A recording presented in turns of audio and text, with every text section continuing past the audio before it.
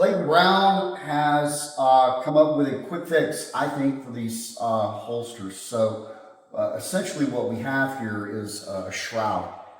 And I gave this to Chris and said, hey man, take a look. And Chris, like any good SWAT cop, has all kinds of spare parts. So you got some longer screws, which this needs, but essentially what this does is it kind of cuts the gap off somewhat. It minimizes the gap that we've been bitching about, and it's really hard to get my finger in.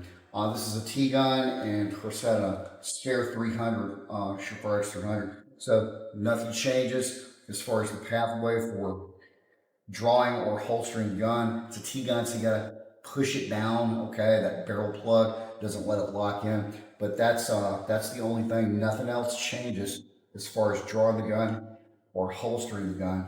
There are no modifications to this whatsoever. It's basically 3 screws here, 1, 2, 3, okay, that you pop out.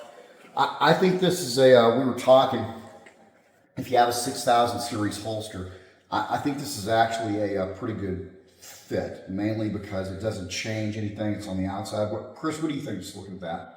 I mean, you supplied one of the. It's an easy solution to the problem that you've been talking about, and it doesn't compromise anything on the integrity of the retention because it's outside of the spring. And just like on the QLS, it goes underneath these screws. So I think it's a very affordable, easy, quick fix for everything. You know, one of the guys I think was awesome there, man. He made the comment, it's like a Ford upgrade. You know, when, you know, we're sorry your airbag went off at 50 miles an hour on the fucking interstate. And here's a part. Yeah, here's a part.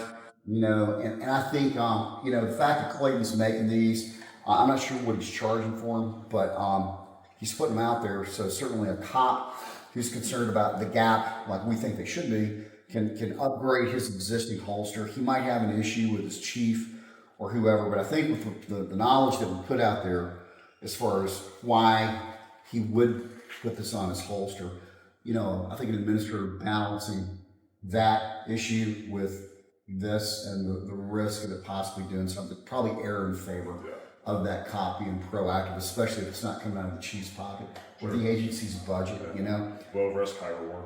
Yeah, I think so. I know you don't speak on policy with the agency. You think South Florida agencies would look at that and go, that'd be fine. Yeah, I think so. A lot of agencies are adding on the tournament brackets and stuff like that, and not having. You know what? That's a real okay. So, there you go. That's a really good way of looking at it too. The tournament bracket stuff.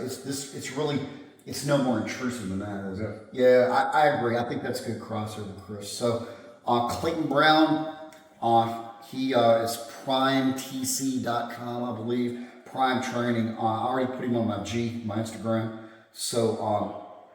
Give it a follow if this is something that interests you. I think it's a real quick fix to this problem right now. Unless you're going to upgrade to a vault or something like that, I think this is the way to go. So we're going to test this more in training. Take a look at it. The Chris, legit fucking dude, seems to like it. So we'll let you know. Thanks. Train hard.